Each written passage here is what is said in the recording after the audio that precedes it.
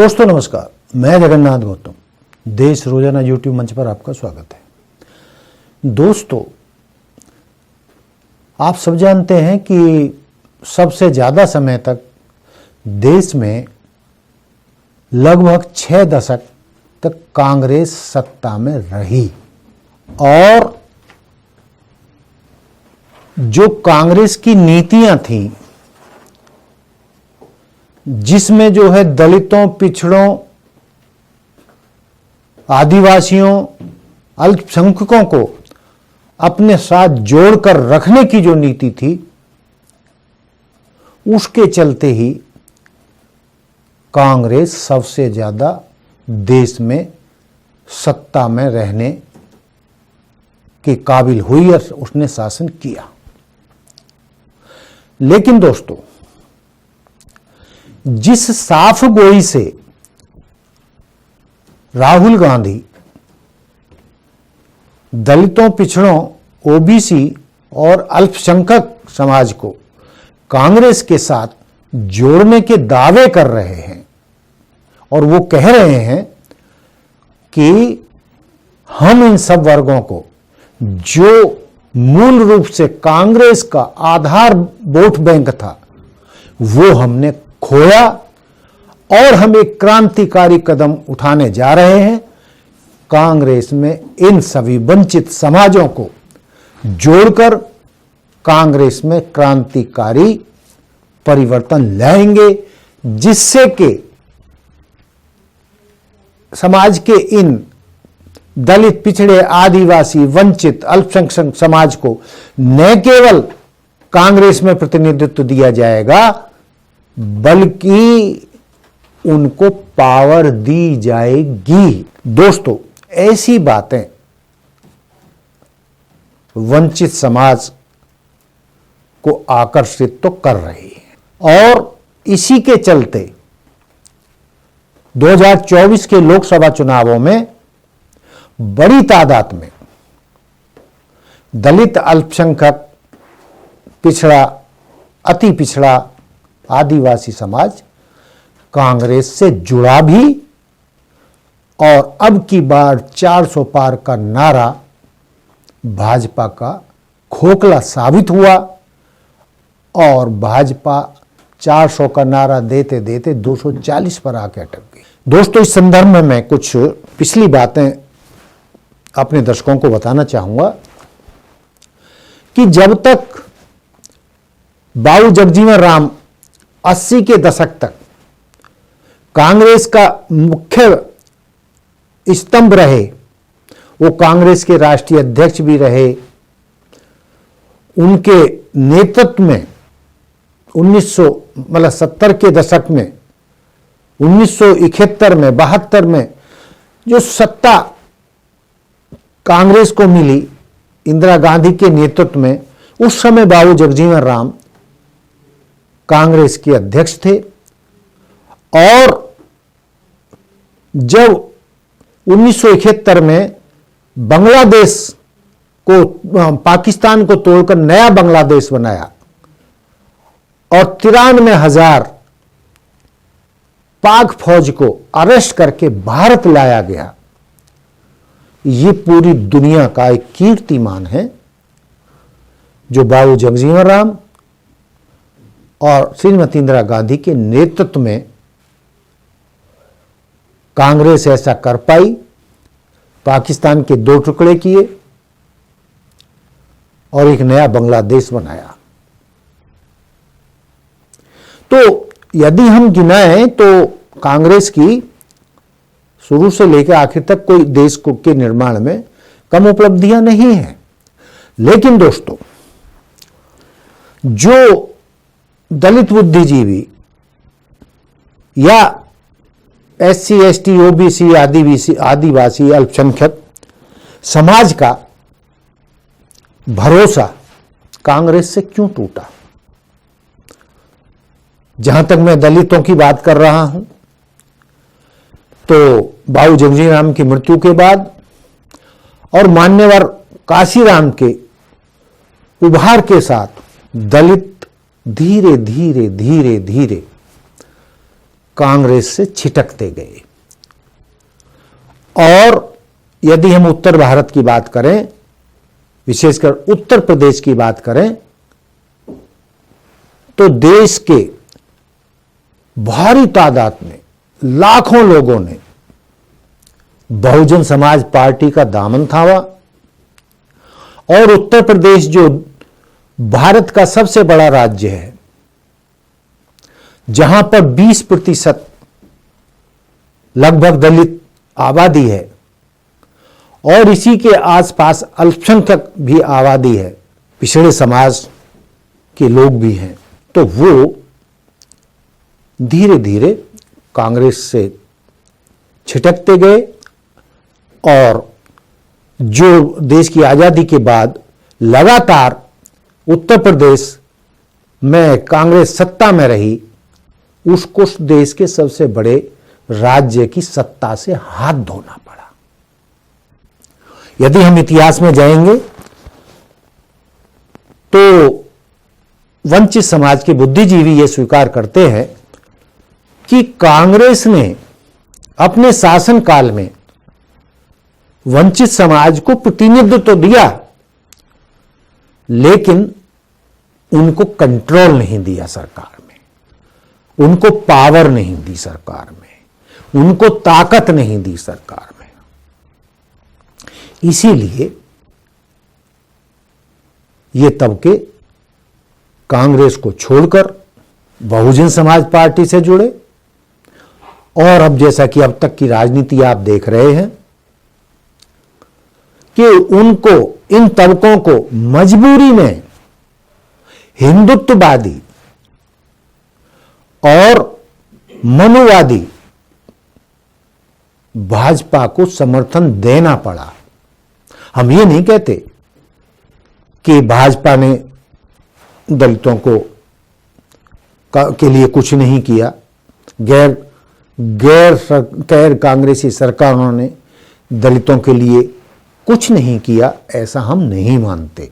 हर सरकार में कुछ ना कुछ तो किया गया और इसी वजह से ये सारे समाज जो है भाजपा से जुड़ते चले गए।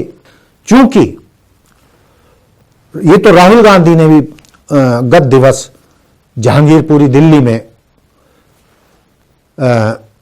वंचित समाज के, दलित समाज के बुद्धिजीवियों के एक कार्यक्रम में स्वीकार किया कि कांग्रेस से कुछ भूलें हुई, जिससे यह समाज जो कांग्रेस का आधार वोट बैंक था वो छिटक गया। और 90 के दशक में सत्ता में आने के बावजूद कांग्रेस अपने इस आधार वोट बैंक को नहीं बचा पाई। उसी के चलते 1996 में भाजपा सत्ता में लौटी और लगभग 8 साल, मैं गलती नहीं कर रहा हूं तो सत्ता में रही। लेकिन देश की जनता ने 2004 में कांग्रेस को फिर मौका दिया। बेशक कांग्रेस अपने विपक्ष के कुछ साथियों के साथ सत्ता में लौटी, लेकिन कांग्रेस ने फिर वही गलती की और वो दलित, पिछड़े, आदिवासी, ओबीसी, अल्पसंख्यक समाज को 2004 से जो 2014 तक कांग्रेस सत्ता में रही, उसको जोड़ने में फिर नाकाम रही। और राहुल गांधी ये मानते हैं इन कांग्रेस की इन्हीं भूलों के कारण, कांग्रेस की इन्हीं गलतियों के कारण और कांग्रेस द्वारा इन समाजों को पूर्ण प्रतिनिधित्व न देने के कारण और उनको सत्ता में असली पावर न देने के कारण 2014 में फिर ये सारे समाज मनुवादी, हिंदुत्ववादी भाजपा के साथ जाने को मजबूर हुए। यानी वो वैसे ही नहीं गए, कांग्रेस की गलतियों के कारण आरएसएस और मनुवादी, हिंदुत्ववादी भाजपा सरकार में लौटी। ये दावा है राहुल गांधी का, और वो स्पष्ट रूप से कहते हैं कि यदि हम पिछले 10-12 सालों की बात करें, जो वर्तमान सरकार है, इसमें मुखौटे के तौर पर तो वंचित समाज के नेताओं को शामिल किया गया, लेकिन उन्हें राष्ट्रपति भी बनाया गया 2 बार, लेकिन पावर नहीं दी गई, उन्हें वो सम्मान नहीं दिया गया। बहुत सारे ऐसे मामले आए जब जो दलित और आदिवासी राष्ट्रपति थे, उनको मनुवादी सरकार ने वो सम्मान नहीं दिया। कई मौकों पर उनको कार्यक्रमों में, हिंदुत्ववादी कार्यक्रमों में उनको निमंत्रण तक नहीं दिया, उनको सम्मान तक नहीं दिया। और इन्हीं कारणों के चलते 2024 में जो राहुल गांधी ने मुहिम चलाई, उसी के चलते भाजपा कमजोर हुई और अपने दम पर बहुमत में नहीं आ सकी। इसी कड़ी को राहुल गांधी अब आगे बढ़ाने की कोशिश कर रहे हैं, और वो स्वीकार कर चुके हैं कि कांग्रेस में भी ब्राह्मणवाद रहा, ऊंचे तबकों के, अपर कास्ट के लोगों का सत्ता पर काबिज रहे, पावर उनके हाथ में रही, और दलितों पिछड़ों को नाम मात्र का प्रतिनिधित्व मिला। वो ये भी कहते रहे हैं कि जो दलित पिछड़ा ओबीसी समाज है, सरकारी संस्थानों में, केंद्र सरकार में, मीडिया में, कॉरपोरेट जगत में, व्यापार जगत में उनकी हिस्सेदारी लगभग ना के बराबर है। और वो दावा कर रहे हैं कि हम अपने खोए आधार को जोड़ेंगे और इन वंचित समाज के लोगों को न केवल प्रतिनिधित्व देंगे, बल्कि कांग्रेस में क्रांतिकारी परिवर्तन लाएंगे। और कांग्रेस को सत्ता में जब हम लाएंगे, उनको जोड़कर, इन वंचित समाज को जोड़कर, तो इनको हम असली पावर देंगे, न केवल प्रतिनिधित्व। हमारा एजुकेशन सिस्टम था, आपका एजुकेशन सिस्टम कभी नहीं रहा है। ये बात आप समझिए, हिंदुस्तान का एजुकेशन सिस्टम कभी भी आज तक दलितों और पिछड़ों के हाथ में नहीं रहा है। मतलब पार्टिसिपेशन भी नहीं है। साहब को प्रोफेसर बना देंगे, रिस्पेक्ट दे देंगे,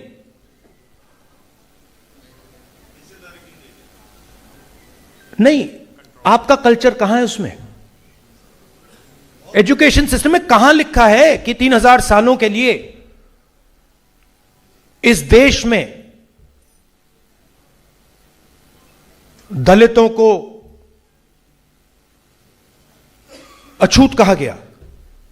एक लाइन लिखी है, मैंने पढ़ी थी, मैं जब स्कूल में था, एक लाइन थी वहां पे, अनटचेबिलिटी, एक लाइन। अगर आपका सिस्टम होता, 15-20 किताबें होती उस पे।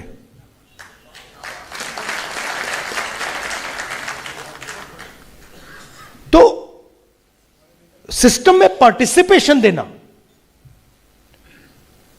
और सिस्टम में कंट्रोल देना बिल्कुल अलग बात है। पार्टिसिपेशन आपको दिया, कांग्रेस पार्टी ने भी दिया, अंबेडकर जी ने दिया, सबने दिया, मिलकर दिया, बट हमारी पूरी कोशिश हुई, मगर कंट्रोल आपको नहीं मिला। और जब तक आपको कंट्रोल नहीं मिलेगा, पार्शियल कंट्रोल, टोटल कंट्रोल नहीं, मैं ये नहीं कह रहा हूं कि 100% कंट्रोल, आज तो 0% है, 00 नेगेटिव चल रहा है आजकल। जब तक थोड़ा सा कंट्रोल, आपकी हिस्ट्री,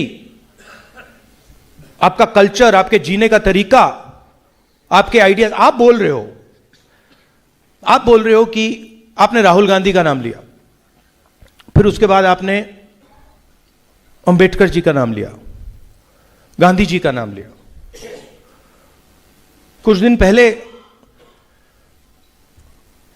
मेरे साथ एक लड़का काम करता है, मेरे पास आया, उसने कहा देखिए आपने जो भारत जोड़ो यात्रा की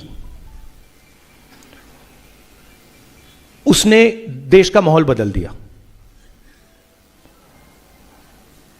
मैंने उससे सवाल पूछा, मैंने कहा भाई बताओ एक बात, अगर मैं कन्याकुमारी से कश्मीर तक अकेला चल देता अकेला, तो माहौल बदल जाता क्या? तो आप कैसे कह सकते हो कि मैं कन्याकुमारी से कश्मीर चला और मैंने माहौल बदला? मैंने माहौल नहीं बदला, माहौल लाखों लोग जो चले थे उन्होंने बदला है। मेरा काम सिर्फ सुनने का है, चुप रहकर सुनने का है। आप अंबेडकर जी की बात करते हो, मैं आपसे पूछता हूं, मैंने उनकी किताब पढ़ी है, उनके जो आइडियाज थे, जो विचार थे, वो कहां से आए? क्या वो उनके दिमाग से आए? जनता से आए, आपसे आए? तो विचार किसके थे? विचार दलित समाज के थे, विचार पिछड़ा समाज के थे, आपके विचार थे। उन्होंने उसको क्रिस्टलाइज किया, वो आपकी आवाज बने। मगर आपके बिना ना अंबेडकर जी में, ना मुझ में, ना महात्मा गांधी जी में, ना किसी में शक्ति कुछ नहीं है हमारे में। और जिस तरीके से वर्तमान हिंदुत्ववादी सरकार ने डिसइन्वेस्टमेंट का अभियान चलाकर सरकारी संस्थानों को बेचने का काम किया है, जिससे कि आरक्षण खत्म होता जा रहा है, आरक्षण वाली नौकरियां सिकुड़ती जा रही हैं और आरक्षण पिछले दरवाजे से समाप्त किया जा रहा है, जिससे कि दलित, पिछड़े, ओबीसी, अल्पसंख्यक समाज के पास नौकरियां ना बने, जो पिछले कुछ दशकों में वो आरक्षण के दम पर एक नया मध्यम वर्ग खड़ा हुआ है। वर्तमान सरकार की अनदेखी के चलते, अंदर खाने दलितों विरोधी नीतियों के चलते सब जगह उनकी संख्या घट रही है। उनको आरक्षण नहीं मिल रहा है, उनको नौकरियां नहीं मिल रही हैं, उनको मीडिया में जगह नहीं मिल रही है, उनको कॉरपोरेट जगत में, व्यापार जगत में उनका प्रतिनिधित्व नहीं है, और हम ये प्रतिनिधित्व देंगे। अब सवाल ये पैदा होता है कि सब जानते हैं आज की तारीख में जो भाजपा सत्ता में है, उसका कारण सबसे बड़ा जो पिछड़ा समाज है, ओबीसी समाज है, जिसकी संख्या 50% के आसपास है, उस पर भाजपा ने, हिंदुत्ववादी भाजपा ने, मनुवादी भाजपा ने पूरा कब्जा जमा लिया है। इसीलिए वो सत्ता में काबिज है, लेकिन हम भाजपा के पंजे से ओबीसी को निकालेंगे, दलितों को निकालेंगे, पिछड़ों को निकालेंगे, आदिवासियों को निकालेंगे और उनको समझाएंगे कि इस हिंदुत्ववादी मनुवादी सरकार में वंचित समाज, दलित समाज, पिछड़े समाज, अल्पसंख्यक समाज का कोई भविष्य नहीं है, उनका सिर्फ इस्तेमाल किया जा रहा है। राहुल गांधी इस बात को समझ चुके हैं कि जब तक हम ओबीसी समाज को कांग्रेस के साथ पूरी तरह नहीं जोड़ पाएंगे, और जो दलित, पिछड़ा, अल्पसंख्यक समाज, आदिवासी समाज कांग्रेस की कमियों के कारण, गलत नीतियों के कारण छिटक कर भाजपा में चला गया है, हम उसको जल्दी से जल्दी आने वाले वर्षों में वापस लाएंगे, इन वर्गों को वापस जोड़ेंगे। और राहुल गांधी दावा कर रहे हैं कि हम इन वर्गों को जोड़कर कांग्रेस को पुनः आने वाले वर्षों में, आने वाले चुनावों में भाजपा को सत्ता से बाहर करेंगे और कांग्रेस को पुनः सत्ता में लाएंगे। तो दोस्तों, जो दिल्ली में जहांगीरपुरी में कार्यक्रम हुआ था, जिसमें दलित समाज के सैकड़ों लोग थे, बुद्धिजीवी थे, उनके भाषणों से तो यही लगा कि बहुत तेजी से दलित पिछड़ों का रुझान, ओबीसी का रुझान, अल्पसंख्यकों का रुझान कांग्रेस की तरफ बढ़ता जा रहा है। लेकिन दोस्तों, ये कितने प्रतिशत बढ़ा है और राहुल गांधी कैसे इन सारे वंचित समाजों को कांग्रेस की छतरी के नीचे ला पाएंगे कि इतने प्रतिशत ले आए कि वो भाजपा को सत्ता से बाहर निकाल सके।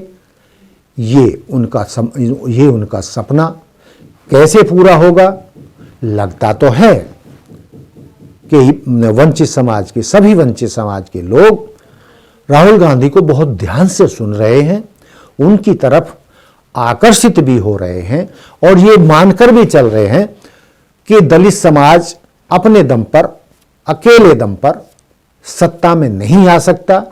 वो सत्ता में तभी लौटेंगे जब उनके मन की बात करने वाली पार्टी उनके साथ हो और वो उसके साथ जुड़ जाएं। और इन वंचित समाजों को संभवतया ऐसा लगने लगा है कि हिंदुत्ववादी, मनुवादी भाजपा के साथ उनका भविष्य नहीं है और पुनः कांग्रेस के साथ जुड़कर ही वो अपने भविष्य को सुरक्षित कर सकते हैं। तो दोस्तों, देखना है कि राहुल गांधी के नेतृत्व में ये वंचित समाज कब, कितने समय में और कितना प्रतिशत जुड़ेगा, जिससे कि राहुल गांधी कांग्रेस को सत्ता में लाने में पुनः कामयाब हो जाएं। तो देखते रहिए देश रोजाना। नमस्कार। हमारे साथ जुड़े रहने के लिए सब्सक्राइब करें देश रोजाना के YouTube चैनल को और नई वीडियो की नोटिफिकेशन पाने के लिए बेल आइकन जरूर दबाएं। अगर आप ये वीडियो Facebook या Instagram पर देख रहे हैं तो पेज को लाइक और फॉलो जरूर करें और ज्यादा से ज्यादा शेयर करें।